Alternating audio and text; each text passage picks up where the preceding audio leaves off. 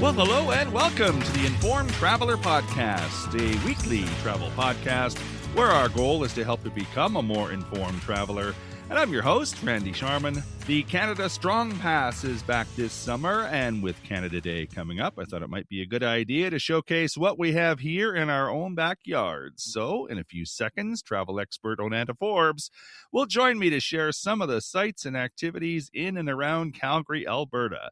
And then we'll talk about car rental insurance coverage from your credit card, what it covers, and what you should be aware of.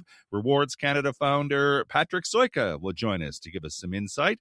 But first, let's kick things off chatting with Onanta Forbes, who joins us each week to talk about the latest travel news, trends, travel tips in general. You can follow her on Instagram, Facebook, and X at Onanta Forbes. OnantaForbes.com is her website. Hello, Onanta. Hello, how are you? I'm good, thank you. Canada Day is coming up, so I thought it might be a good time to showcase what we have to offer visitors. In case people didn't know, we are located in Calgary, Alberta, Canada. And so we're going to talk about this Canada Strong Pass, which I think is a good idea. Like usually I complain about the government spending money, but this time, I think this is a good idea. It gives not only international visitors, but people visiting our province from other provinces and just local people a chance to get out and enjoy our national parks, because we have many of them, don't we? I think it's an amazing idea, and it's a really good opportunity to explore your own backyard, for the lack of a better term. And it offers discounted admission to participating museums, historic sites, parks, and attractions across Canada. Now, it did start June 19th, and it's going to go to the September 7th, so around the Labor Day weekend. So if you're planning to visit several paid attractions this summer, it's well worth checking out because the savings can add up quickly. So be sure to visit the official website for participating locations and current offers before you travel, so you don't want to miss out. But it is a good deal. It started last year, and a nice perk. Yeah, exactly. And there's lots to discuss, and we won't go into all of them. I think if people just Google the Canada Strong Pass, it takes it to the Government of Canada website, canada.ca. The big one, though, I think, is the free admission with Parks Canada, because that can add up if you plan on visiting a couple of parks this summer. Oh, absolutely. And nearby is Banff National Park. And some of the highlights here include riding the Banff Gondola up Sulphur Mountain, walking the Bow River Trail, visiting Lake Louise and Moraine Lake. But a couple of things to keep in mind, especially if you're going to go around Canada Day. Banff is spectacular, but it tends to be extremely busy. Mm-hmm. So book Park Canada shuttle well in advance for Lake Louise and the Moraine Lake, as personal vehicles are often turned away early in the morning. And if you're exploring the Banff town site, consider using the overflow parking lots and taking the Rome transit system into downtown, and start early. Even with the respect of what we just mentioned, it's a nice way to enjoy a sunrise hike, or even an evening walk after dinner can be more peaceful than the middle of the day. Well, yeah, and we can't stress enough that parking is an issue in Banff. I mean, they're a victim of their own success, right? Especially during the summer. And so if you are planning, be aware of that. Take the Rome Transit if you can. I think there are shuttles from Calgary. So if you wanted to stay in Calgary, you can actually take a shuttle into the parks there, unless you're obviously staying in the parks. But yeah, just be aware it can get very, very crowded. So sometimes you might want to wait till later in the summer to visit, like late August. Then the crowds seem to secede or subside a little bit. So yeah, just take that into caution. But there are actually 5 national parks that we get to enjoy in Alberta. Banff is one of them. Then there's Jasper. Then there's Waterton, which is down south along the U.S. border. Jasper is closer to Edmonton. And then we have 2 parks that I've never been to. Elk Island, which is close to Edmonton, and Wood Buffalo, which happens to be the largest national park in Canada. No, it's really good, the opportunity to go to these different parks and maybe even, in the past we've talked about going to alternate destinations instead of like Paris, go to somewhere else. Hmm. Um, this might be an opportunity to do it. You mentioned one of my favorite parks, which is Waterton National Park. As you Hmm. say, it's only 3 hours south of Calgary, and it's considered like a hidden gem. It has a relaxed atmosphere, breathtaking scenery. Some of the things that I've enjoyed is afternoon tea at the Prince of Wales Hotel, Red Rock Canyon, Cameron Falls. One tip, wildlife is abundant throughout the park, so always carry bear spray when hiking and maintain a safe distance from animals. Yeah, again, another good tip. And I will mention too that we border BC, which has two parks that it's kind of unique. So you have Banff National Park. North of Banff National Park is Jasper, right up against it. And then if you go a little further west, you've got Kootenay and you've got Yoho National Parks, which are actually in BC. But it's like four national parks all in one area that you can explore. Oh yeah, it's good. And it's you know, adding on to that, there's also provincial parks that you Hmm. can enjoy. So like Dinosaur Provincial Park, Riding on Stone Provincial Park. It's not a provincial park, but I really like this one. It's Head Smashed In Buffalo Jump, which Hmm. is not it's not that far. Just before you get to Fort McLeod. That's a great one, as well as Cypress Hills Interprovincial Park. So lots of um, parks to enjoy. And also, what I would also consider kind of a little different that you might want to consider is like Rosebud. It's a year-round destination, but it's a small town theater and arts in Rosebud. You can go see plays. Like we're going to go see Anne of Green Gables this year. Last year they had, Oh, cool. yeah, Sound of Music. And then there's the Canadian Badlands Passion Play, where the actual stage is actually like it's actually part of the landscape, so it's kind of Hmm. fun there. I know you've been to this, like the Jasper Planetarium Dark Sky experience. Yes, So it's yes. kind of fun. All these little things that you may kind of think, oh yeah, but you don't do, but might be something something a little different to try. Always enjoying what we have, and in some cases, like obviously when you go to the play or a theater, you have to pay, but it's just a fun. It can be just a fun day out as well. You Hmm. don't have to have the expense of the overnight accommodation. Well, exactly. And if people are visiting our province and want to visit our parks, you can use Calgary as a hub because, like you mentioned, Waterton is a 3 hour drive south. You can do that in a day. I mean, it's a busy day, but you can do it. I've done it. And, like, see, Banff is 45 minutes to an hour, depending on, where you are in Calgary, just to the west of us. So there's lots of opportunity. And the places you mentioned, Dinosaur Park is about an hour east. So there's lots of areas you can do in a day, and inside of Calgary too. There's lots of places. One of my favorite places to do in Calgary or go visit is Heritage Park, mostly because it's like a 5 minute drive from where I live. But it's unique in the sense that it is one of the best historic parks we have. Oh yeah, and it's a charming place to go. It's got uh, the opportunity to go on a little boat ride. Around the reservoir, you can enjoy the hospitality. Like they're all dressed up in period costumes. You can enjoy the bakery that's there, and and we've done this too. Like you don't even sometimes have to go into the park because there is a cost to admission, Hmm. but there's like a nice little cafe outside the park and different restaurants that you can explore, as well as little shops.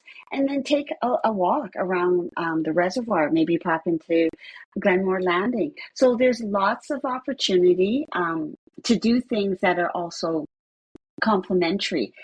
Yes, as you say, it's like a living history museum, Heritage Park. It Hmm. offers steam trains, paddle wheels cruises, historic buildings, and midway rides. And I know during summer they have afternoon tea on Sundays, which is always fun. Do arrive early to avoid parking congestion and spend most of the day exploring. Another place is the Calgary Zoo, and it's become one of Canada's leading conservation-focused zoos. Morning visits are usually best, and I would say take the C train as it's often easier than driving and parking during holiday weekends. Well, I will say too, with the Calgary Zoo, depending on where you park, it can be a bit of a walk to Yes. the zoo itself. But yeah, two of my favorite places. And I will mention too, just getting back to the national parks and the provincial parks, you were talking about Waterton. What's unique about Waterton is it's right on the U.S. border and borders Glacier National Park in the United States. So it's kind of cool. You can actually do a water boat tour and cross into the United States and cross back out.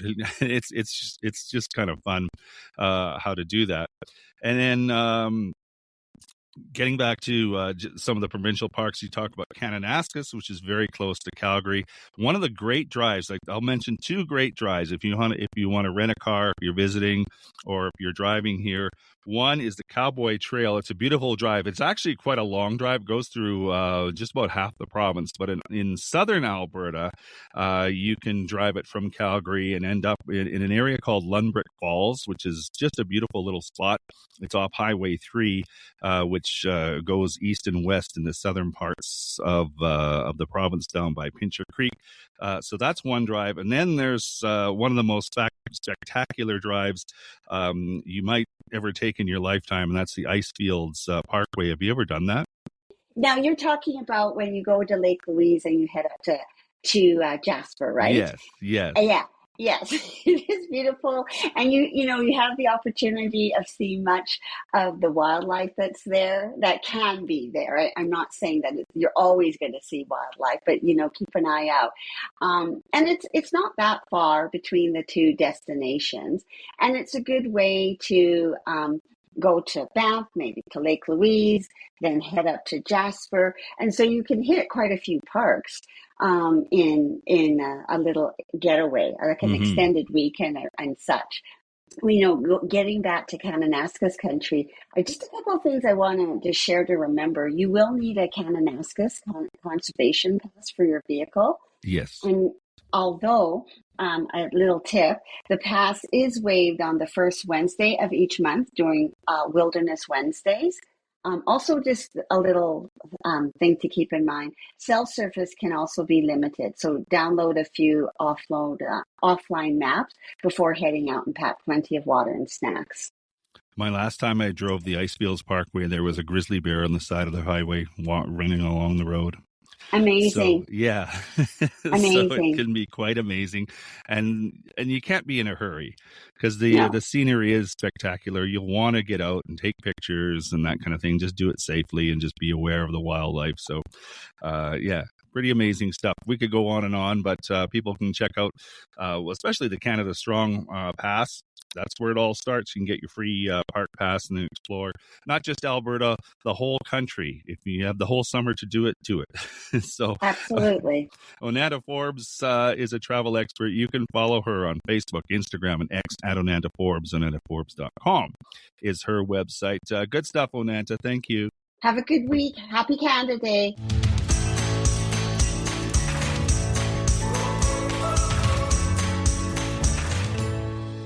This is the Informed Traveler Podcast. I'm Randy Sharman. Just want to remind you of our website, theinformedtraveler.org. That's where you can find our contact page if you have any questions or comments about the podcast. You could also email me, too, with any questions you might have. My email address is randy at theinformedtraveler.org. And you can check out our social media pages, too, at facebook.com/informedtraveler, Instagram at informedtraveler, or on X at informedtraveler. That's where you'll find a number of videos and photos from our recent visit to Fort Lauderdale and other interviews and stories throughout the year. Plus, you can sign up for our monthly newsletter. It's released at the beginning of every month. Our June issue is available now. Just go to our website, theinformedtraveler.org, click on the newsletter button, and it'll take you right there. Or better yet, you can subscribe to it and have it arrive in your inbox each month. So one of the concerns that comes up often when renting a car is the insurance coverage. Some credit cards do offer car rental insurance, but what exactly is covered and what should you be aware of? To answer that, we've invited Patrick Sojka, founder of Rewards Canada, to help us sort it out. His website is rewardscanada.ca. Hi, Patrick. Welcome back. Hi, Randy. Great to be back on. Let's talk about car rental insurance and the quagmire of trying to understand what's covered and not covered. You do a very good job on your website, rewardscanada.ca, and explaining it all. But it seems to me, I think, part of this has been that the idea that credit card, car insurance, car rental insurance in the past wasn't all that great. Has that changed? I don't know if we could really say is not that great. I just don't think many people paid as close attention to it, perhaps. And I guess how far back we go, the only incident I ever had where I actually had to use my credit card car rental insurance was it's been well over 12, 13 years ago, probably. And it worked out well then. So as far as I know, it hasn't changed too much since then. So it's, I think it's a really good, coverage, but I think people just need to know some of the quirks around them. Like, it's a great coverage to have. It can save you a lot of money, but you also have to know, when you're not going to be saved money because that insurance doesn't cover you. Exactly. Well, I think that's it. Like, car rental insurance is very expensive, and if you can save, sometimes it's more than the actual rental itself. Yeah, absolutely, it is. It is. Yeah, there are some really good deals out there on car rentals, and then if you want their collision damage waiver insurance, it's like $30 a day or something. And your rental might only be $150 for a week, or who knows, and then the insurance is over $200. So, yeah. So walk us through what is covered basically, and what should you have extra coverage for or outside coverage for? Yeah, absolutely. So all the credit card car rental insurance coverage is collision damage waiver. So what that covers you for is, your rental vehicle, it covers, if there was an accident, vandalism, or theft of the car that you're renting. It's not third-party liability or property insurance. For third-party insurance, you need more coverage from your personal auto insurance, or you'll have to buy it from the car rental company. Some countries it's required by law, and it'll be in the rental price to have that extra coverage, and things like that. But yeah, so basically, it is damage to your rental car vehicle. That's what it's covering. And that really is it. And that was, my one incident. I was lucky because it was not another vehicle I hit. I hit a concrete pole in a parking lot, and the pole survived with nothing. People can read about it too, by the way. I did read that story on your website. It's quite the story. Yeah. So luckily there was no, I didn't have to pay for damage to anything else. But yeah, so this is even covering things like, if you are out and door dings, you're in the parking lot and somebody dings your rental car, and then you're dropping it off, and, your rental agency says, hey, this door ding wasn't here before. And that's the thing, the rental agencies now are using things like lasers and pictures. So they have a better idea of what the car looked like when it left and returned. So that's, I guess, my recommendation to everybody as well now is when you rent a car, take pictures or videos of your car before you leave the rental lot. Yes, good idea. So that you can tell them. Usually rental cars with small scratches, there are rental car companies. When you have small scratches, they don't really worry. They understand those things are going to happen. But yeah, any, significant damage, something that you would be probably upset about if it was your own personal car, typically the rental car agency will be upset with that as well. So, so that is what this coverage, covers. It's just damage to your rental car.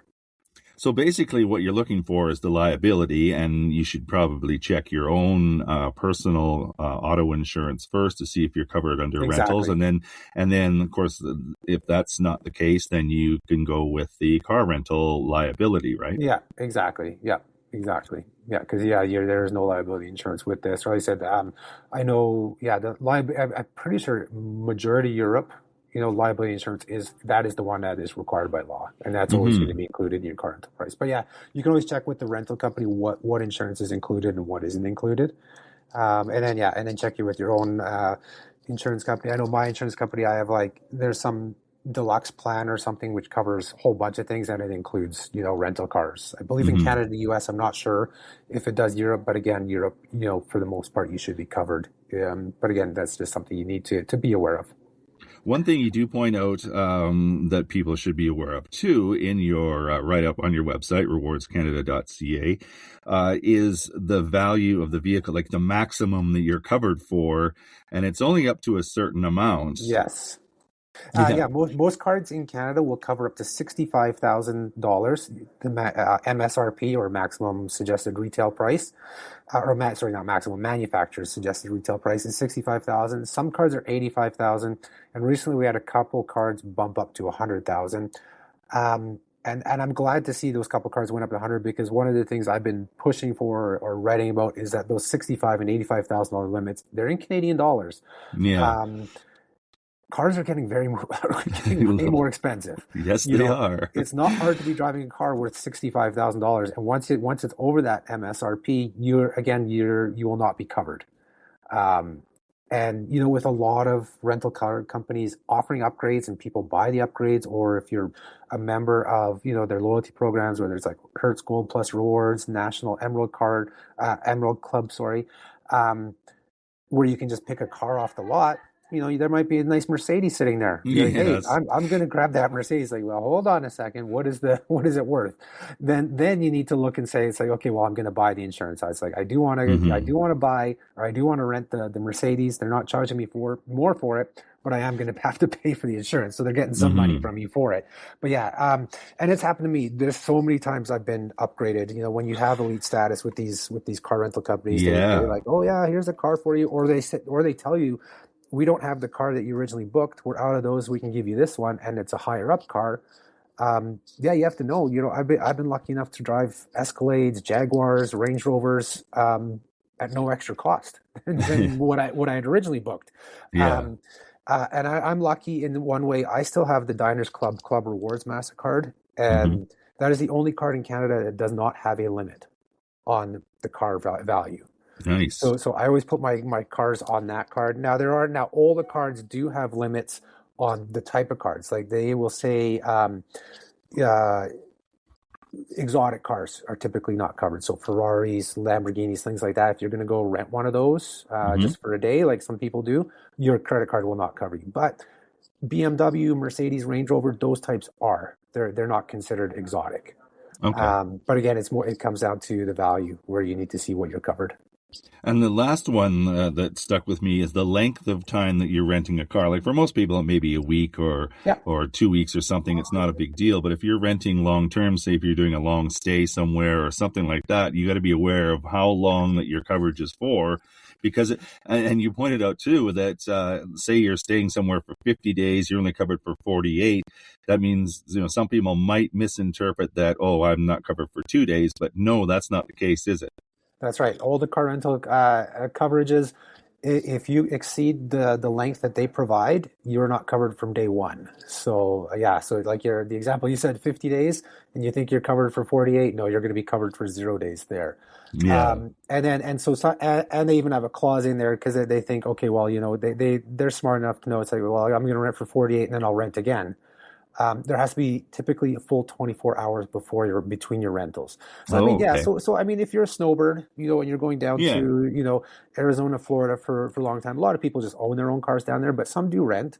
Rent for your coverage period, which is whether it's 31 or 48 days, that's pretty much the standard out there for cards. It's either 31 or 48. Rent it for those days. Return the car for a whole day. Spend a day using Ubers or not going anywhere. And then go back and rent a car again, and you'll be covered. So they're smart enough to figure those things out, but we can also be smart enough to keep that coverage going. And those are just the little things you have to do. Is just that make sure you have a full calendar day between your rentals to restart the cycle of insurance coverage on your car. Exactly. So in a nutshell, collision damage waiver, that's pretty good under a credit card, but you want to make sure that you have the liability either under your personal insurance or using the car rental company. That's right, exactly. And I even know some countries you even have to pay. You do have to buy that CDW, the collision, even if your credit card covers it. I know Ireland is one of them. And what's good there though is usually the one that you get from the insurance company has a deductible. Mm-hmm. So you can usually claim that deductible on your credit card for the CDW, so you're not paying anything. Nice. And the good, and the other kind of small benefit of the CDW coverage is for most cases it's primary coverage, so you don't have to report it to your insurance company. Your insurance company doesn't know, so this is it won't go on your record. Like if you have an accident and you claim, or I guess you should, if you make a claim, it doesn't even have to be an accident, but if you make an insurance claim through your credit card company, it doesn't affect your personal It doesn't insurance. count. Got it. Well, that's even better. Well, people can find out more information all about it. Canadian Credit Card Car Rental Insurance Guide, CDW coverage explained on your website, rewardscanada.ca. Good stuff, Patrick. Always great to chat with you. Perfect. Thanks again, Randy. And that is our show for this week. If you have comments or questions, we'd love to hear from you. If you have a show idea, send that along as well. My email is randy@theinformedtraveler.org. And if you like what you heard, tell a friend. You can check out our website too at theinformedtraveler.org. In the meantime, thanks for listening, travel safe, and be an informed traveler.